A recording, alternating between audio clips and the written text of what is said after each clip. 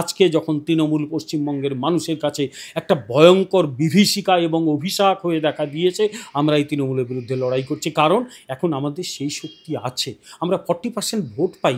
Trinamool vote লুট করে, সিপিএমের মেধাবী ছাত্রছাত্রীদের মতো বুথ দখল করে, রিগিং করে, মানুষকে ভয় দেখায়, বাড়িতে সাদা কাপড় পাঠিয়ে দেয়, বলে তো বউকে সাদা থান পরিয়ে দেবো। আমরা এবারে এই তৃণমূলকে সরাবো এবং জেনে রাখুন, একবার বিজেপি এলে পশ্চিমবঙ্গে সিপিএমের যে 2-3% ভোট আছে সেটাকে উৎখাত করে ছেড়ে দেবে। কিন্তু স্যার, এই যে নতুন রাজ্য সভাপতি শ্রমিক ভট্টাচার্য, তিনি তো এই বামেদের কি আহ্বান জানাচ্ছেন, একজোট হতে বলছেন আপনাদের সাথে? হ্যাঁ, বামেদের একজোট হতে বলছেন, মানেটা ভালো করে বুঝতে হবে। তো উনি তো কোথাও বলেননি যে বিজেপি এবং সিপিএমের মধ্যে অ্যালায়েন্স হবে। তিনি বলেছেন এই বামেদের দ্বারা সমর্থক তারা আর এই বামপন্থীদের ভোট দেবেন না, ভোটগুলো বিজেপিকে দিন। বিজেপিকে ভোট দিলে অন্তত তৃণমূল দলটাকে সরানো যাবে। উনি কোথাও বলেননি যে আগামী দিনে সিপিএম এবং ভারতীয় জনতা পার্টির মধ্যে অ্যালায়েন্স হবে। কোথাও বলেছেন কি? ওটা বলেননি। উনি বহুদিন রাজনীতি করছেন, উনি রাজনীতিটা খুব ভালো বোঝেন। উনি কোথাও বলেননি এটা। উনি বলেছেন তৃণমূল বিরোধী সমস্ত ভোটার যারা, তারা একজোট হন। এখনও যারা বামপন্থীদের ভোট দিচ্ছেন তারা আসুন, তারা এই তৃণমূলের বিরুদ্ধে বিজেপিকে ভোট দিন এবং আমরা এই ভয়ঙ্কর শক্তি তৃণমূলকে পশ্চিমবাংলা থেকে সরাই। উনি ওটাই বলেছেন। আমি ব্যাখ্যা করে দিচ্ছি, প্রয়োজনে আমার এই ব্যাখ্যার ব্যাপারটা আপনারা বা রাজ্য সভাপতিকে জিজ্ঞেস করে নিতে পারেন। এই ব্যাখ্যার সঙ্গে উনিও একমত হবেন। কিন্তু অভিষেক ব্যানার্জি তো বারবার বলছে যে বিজেপিকে 50টার ওপরেই উঠতে দেবেন না। এখন আচ্ছা, কি উনি যে 50টা দিয়েছেন তার জন্য তাকে ধন্যবাদ। তাদের কেউ কেউ আবার 30টা দিচ্ছিল। সুতরাং 30-50, ওটা 50 হবে নাকি 250 হবে বিজেপি, আর যখন হবে তখন বুঝতে পারবেন ওনার। কেউ তো বলতেই পারে। আচ্ছা, স্বাধীন দেশের নাগরিক, একটা দেশে মানে কথা বলার স্বাধীনতা রয়েছে। কেউ যদি কোনো রকম খারাপ কথা না বলে আমি বিজেপিকে 50টা পেরোতে দেব না, সে বলতেই পারে। খারাপ বা নোংরা ভাষা হলে আমি প্রতিবাদ করতাম, এই কথাটা কেউ বলতেই পারে। এই কথাটাকে গুরুত্ব দেওয়ার কোনো কারণ নেই। এই দলটাকে, ওইসব নেতাকে আমি গুরুত্ব দিই না। গুরুত্ব দিলে আবার বেশি বেড়ে যাবে, এরা বেশি প্রশ্রয় পেয়ে যাবে। তাতে কী হয়েছে? তা বলে গুরুত্ব দিতে হবে? তাতে সিপিএম গুরুত্ব দেবে, দিক না, আমরা কেউ গুরুত্ব দিই না।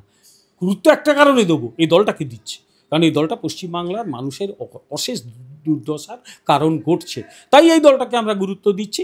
কিন্তু পরিষ্কার আমরা বলে দিচ্ছি যে এই ধরনের কথা ওরা বলছে বলুক, আগামী দিনে ওরা হারবে শুধু নয়, আমি বলে দিচ্ছি এখনও সিপিএম চেষ্টা করলে মানে ব্রিগেড প্যারেডে 50,000 1 লক্ষ লোক জোগাড় করে নিতে পারে। কিন্তু আমি তো দেখেছি 50,000 1 লক্ষ লোক জোগাড় করে দূরে দূরে বসাই, যাতে 2 লক্ষ 3 লক্ষ বোঝা যায়। সিপিএম তো খুব ট্রিকি দল, তো ওরা বোঝে 100টা লোক হাঁটলে মনে হবে যেন 1000টা লোক হাঁটছে।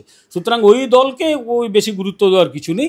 তবু দলটা তো টিকে আছে, 500টা লোককে নিয়ে মিছিল তো করে, তৃণমূলে একটা লোকও থাকবে না। আমি গ্যারেন্টি দিয়ে বলে দিচ্ছি, এই দলটা যাওয়ার 1 মাসের মধ্যে তুমি আমার ইন্টারভিউ নিতে আসবে এখানে, যদি তখন এখানে থেকে বা অন্য কোথাও যেতে পারি, ইন্টারভিউটা নেবে, দেখবে একটা লোক নেই, এই 4টে লোক হাঁটছে বা একটা লোক হাঁটছে, কেউ থাকবে না, সব ছেড়ে পালিয়ে যাবে।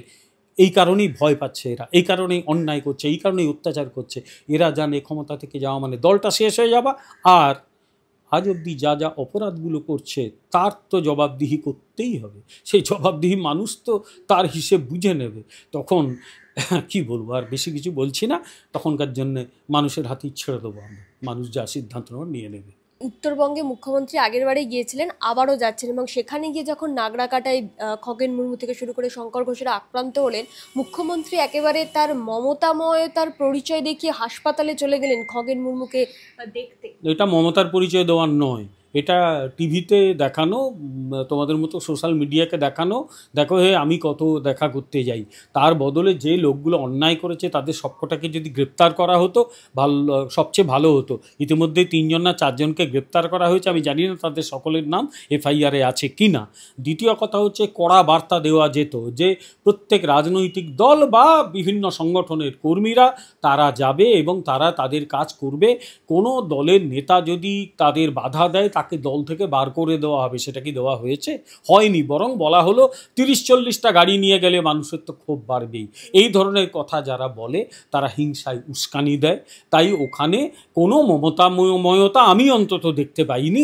এটা টেলিভিশনের পর্দায় ছবি ওঠানোর জন্যে বা সোশ্যাল মিডিয়াতে ছবি তোলানোর জন্য করা হয়েছিল। পশ্চিমবঙ্গের প্রতি এই মমতা দেখালে পশ্চিমবঙ্গটা বাঁচত, সেই মমতার এক ফোঁটা অবশিষ্ট নেই। স্যার আমি শেষ একটাই প্রশ্ন করবো, এই যে বাম কংগ্রেস সবসময় বলে থাকে যে বিজেপি এবং তৃণমূলের সেটিং, তো সেক্ষেত্রে এই খগেন মুর্মু এবং মুখ্যমন্ত্রী দেখা করতে যাওয়া খগেন মুর্মুকে, এটাও কোথাও গিয়ে সেই সেটিংয়ে চলে যাচ্ছে? না না, সেটিংটা হচ্ছে সিপিএম এবং তৃণমূলের মধ্যে সেটিং, কংগ্রেস এবং তৃণমূলের মধ্যে সেটিং। আমি একদম প্রমাণ করে দেবো কেন সেটিং। আচ্ছা, কংগ্রেস, তৃণমূল, সিপিএম তারা প্রত্যেকে ইন্ডিয়া অ্যালায়েন্সে রয়েছে, বিজেপি আছে? নেই তো, ওরা তো ইন্ডিয়া অ্যালায়েন্সে আছে, তো সেটিং তো ওরা করছে।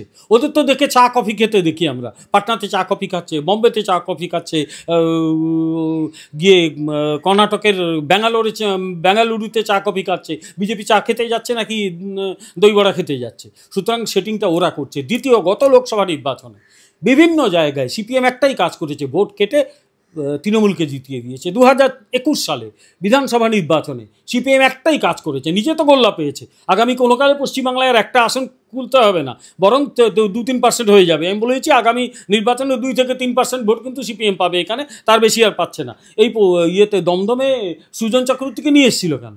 ওর বাড়ি কোথায়, চম্পাহাটিতে, তাকে এখানে নিয়ে এলো কেন? তার মুখটা দেখিয়ে কিছু ভোট কাটানো, যাতে সৌগত রায়কে জিতিয়ে দেওয়া যায়। সিপিএম এই সেটিংয়ের কাজটা করে, এই সেটিং করে, বাইরে বলে সেটিং। আমি আবার বলি, পশ্চিমবঙ্গে এখন যা ঘটেছে তার জন্য সিপিএম দায়ী। এই ঘটনাগুলো সিপিএম আগে ঘটাতো। সিপিএম যারা করতো সেই লোকগুলো রং পাল্টে, জামা পাল্টেই পশ্চিমবঙ্গের বর্তমান শাসক দলে ঢুকেছে।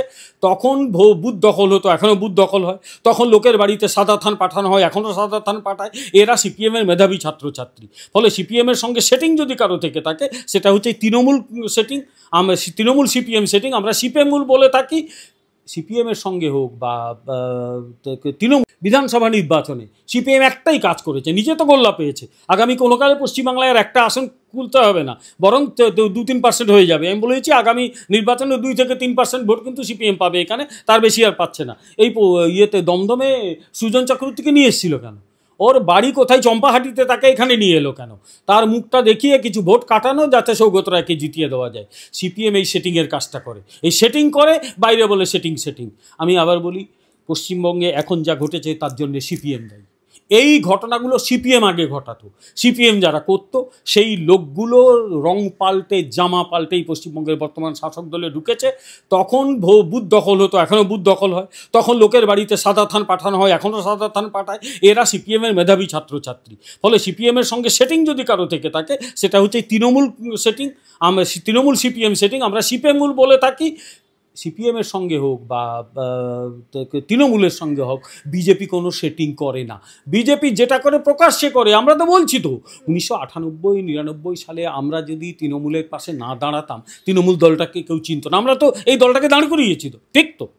একদম, এটা তো ঐতিহাসিক ঘটনা। তো কেউ বলতেই পারে যে হ্যাঁ, এই তো আপনি স্বীকার করলেন। আরে স্বীকার করার কি আছে?